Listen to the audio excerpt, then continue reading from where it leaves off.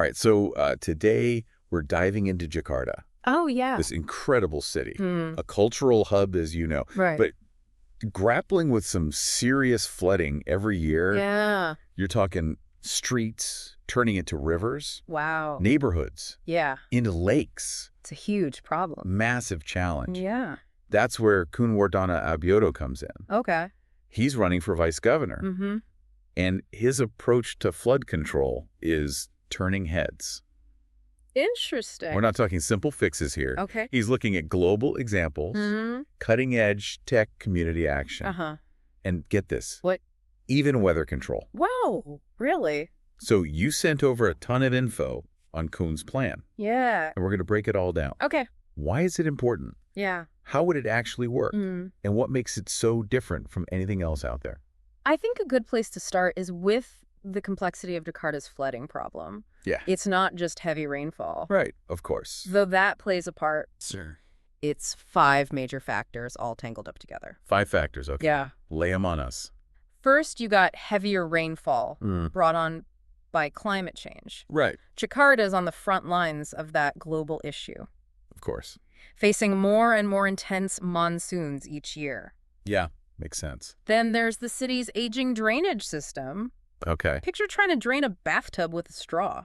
Oh, wow. That's essentially what they're dealing with. So outdated. Outdated and just not built for that volume of water. Right, they're getting just overwhelmed. Yeah. So the infrastructure is struggling to keep up. Yeah. What else? Loss of green spaces plays a big role too. Okay. Less natural absorption Right. means more water rushing into those already overloaded drains. So it's all connected. Yeah. Human development adding to the problem. Exactly. And Okay. then there's a factor that's pretty alarming. Okay. Land subsidence. Oh, yeah, I've heard about that. Jakarta is actually sinking, Wow. particularly the northern part. Due to excessive groundwater extraction. Really? Some areas are sinking at a rate of 4 inches per year. 4 inches per year. Yeah. That is alarming. It's a big deal. So heavier rainfall from climate change, Right. old drains, Uh-huh. loss of green spaces, Mhm. development choking the rivers, Yeah. and the land itself sinking. Yeah. No wonder Jakarta floods so easily. Right. It really highlights the need for Kun's comprehensive approach. Absolutely. He's calling it the 5 pillars of his flood prevention plan. Exactly. These pillars cover everything, Okay. from upgrading infrastructure Yeah. to community engagement, Mm-hmm. each one designed to tackle a specific aspect of the problem. Okay, so break down these 5 pillars. Right. What's the first one all about? The first pillar focuses on revamping Jakarta's infrastructure. Mm-hmm. Kun is advocating for river normalization, Okay. which goes beyond just bigger pipes. All right. He wants to restore the rivers Uh-huh. to a more natural state. Widening them, allowing them to meander as opposed to the straight concrete channels that are so common now.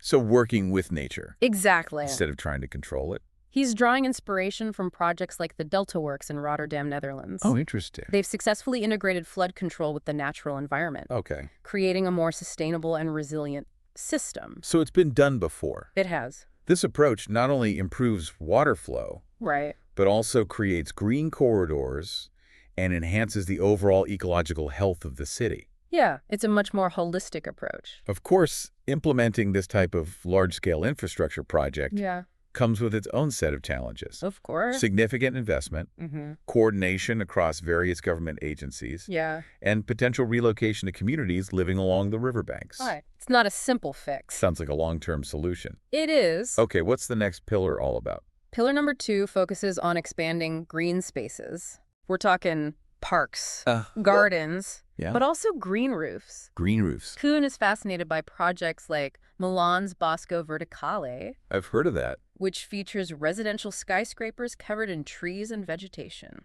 Hold on, a skyscraper forest. Yeah, That's wild. it's pretty amazing. So these green spaces can significantly reduce the burden on the drainage system. Exactly. They act like sponges, Wow. absorbing rainwater and reducing runoff. Okay, so it's more than just aesthetics. It is. They create habitats for wildlife, improve air quality, and make the city more livable. All of that, yeah. But implementing green roofs on a large scale requires changes to building codes and incentivizing developers to adopt these eco-friendly practices. It does. It's a shift in thinking. So it's not just about planting trees. Right. It's about changing the way we design and build our cities. Exactly. Okay, on to pillar number 3. All right. What's that focus on? This one is all about community-driven waste management. A huge contributor to Jakarta's flooding is blocked drains often clogged with trash. Oh yeah, I can imagine. Kun wants to incentivize residents to sort and recycle their waste, Makes sense. reducing the amount that ends up in the drainage system. Okay. He points to the success of Surabaya, another Indonesian city, which implemented a waste bank system Interesting. where residents earn points for properly disposing of their waste. So they get rewarded. They do. Those points can then be redeemed for goods and services. Exactly. So a simple idea, Yeah. but with potentially big impact. It can be very effective. Is there a risk that this approach might be slow to take hold?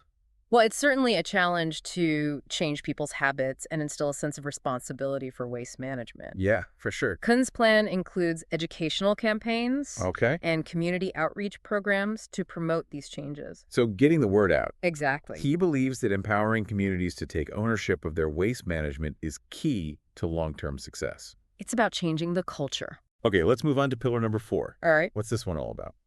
This pillar focuses on leveraging technology to combat flooding.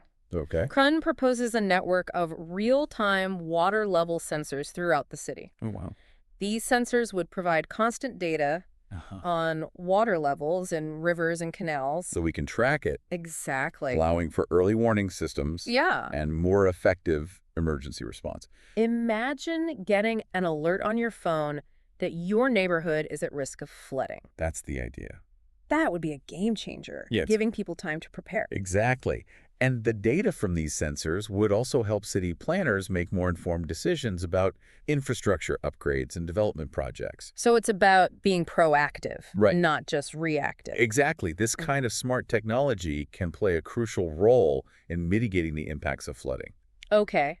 But I imagine the implementation and maintenance of such a network require substantial investment and technical expertise. They do. It's a significant undertaking. So we've got infrastructure upgrades, Yeah. green spaces, community waste management, Right. and smart tech. Uh-huh.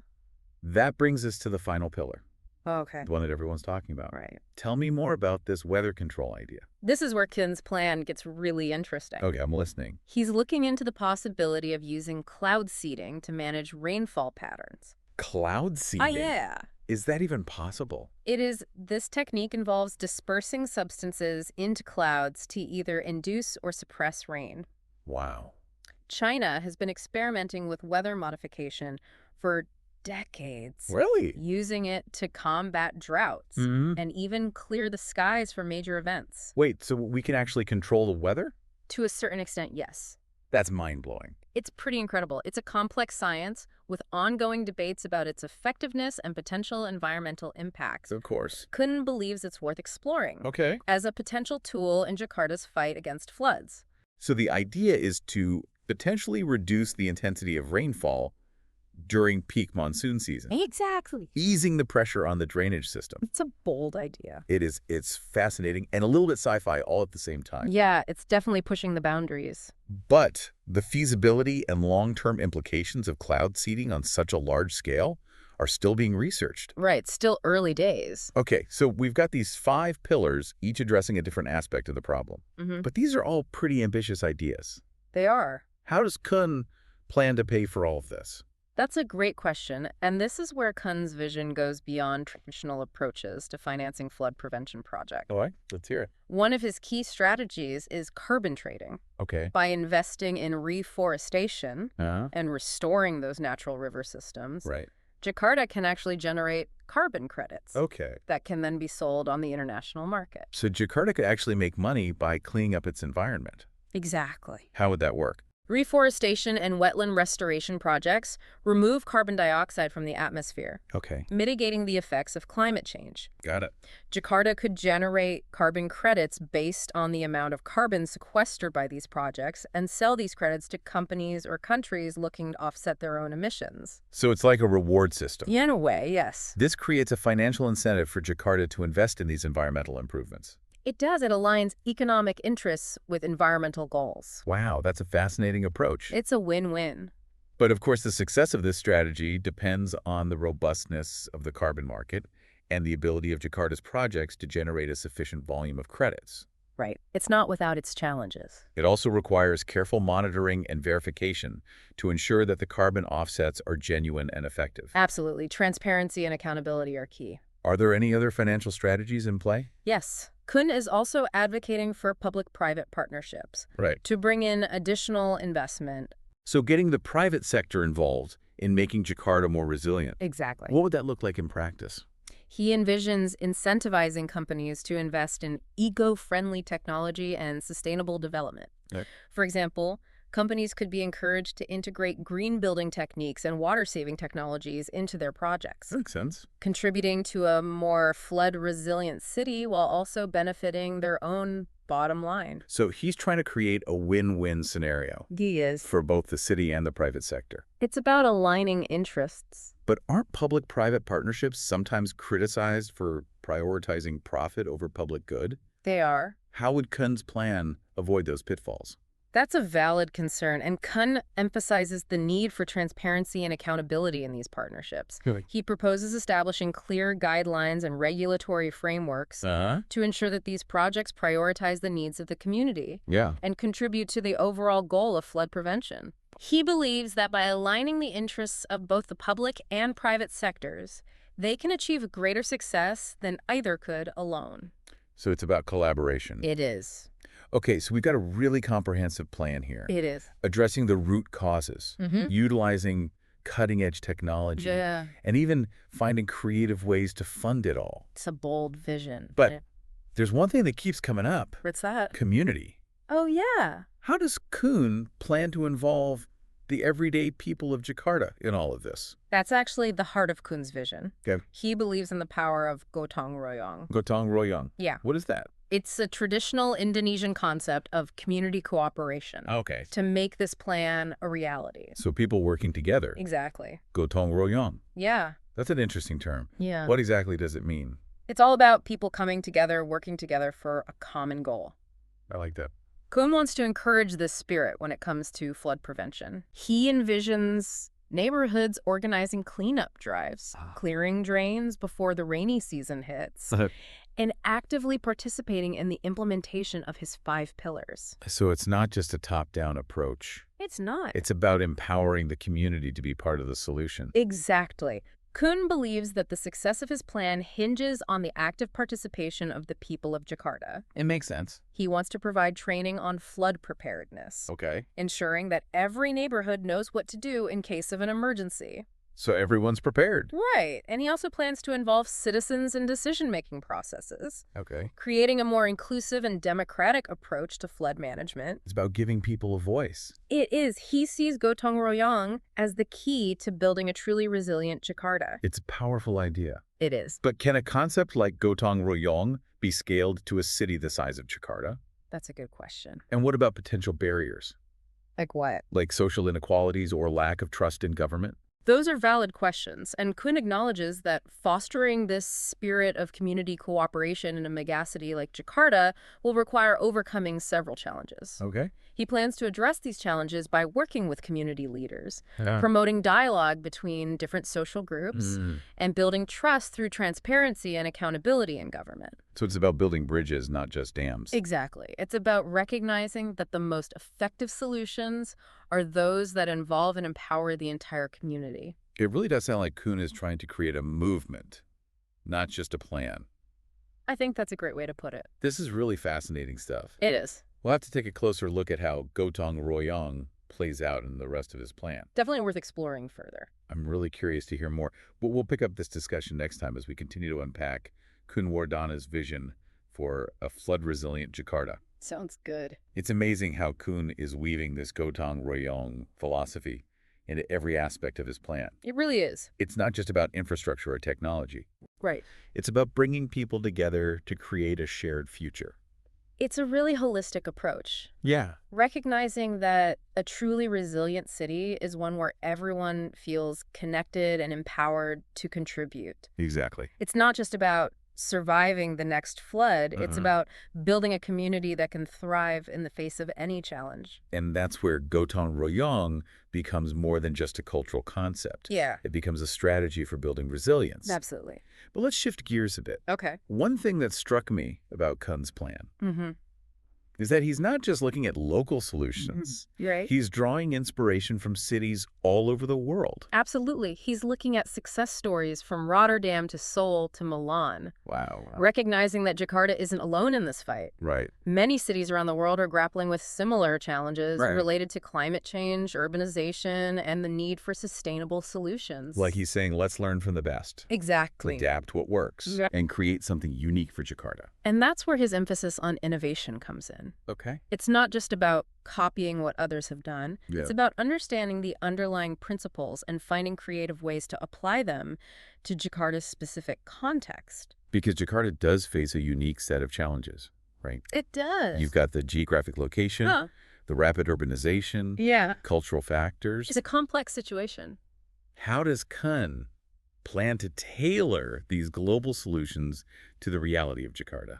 He emphasizes the importance of understanding the local context, Okay. including the social, economic, and environmental factors at play. So it's not one size fits all. Not at all. For example, when looking at Rotterdam's Delta Works, Yeah. he's not just focused on the engineering marvel of their flood barriers. Right. He's also looking at how they integrated those barriers with the natural environment Mm-hmm. and how they involved the community in the planning and implementation process. It's about taking a holistic approach. So it's about taking the best ideas and then adapting them to fit Jakarta's needs. Exactly. It's not a one-size-fits-all approach. He's taking a very nuanced approach. Yeah. Recognizing that what works in one city might not necessarily work in another. Makes sense. It's about taking inspiration or tract, learning from successes and failures, and then crafting a solution that's truly tailored to Jakarta. You know, as we're talking about all of this, Yeah. keep thinking about the bigger picture. Okay. Jakarta is one of the largest mega cities in the world. It is. If they can successfully implement this kind of comprehensive flood prevention plan, Right.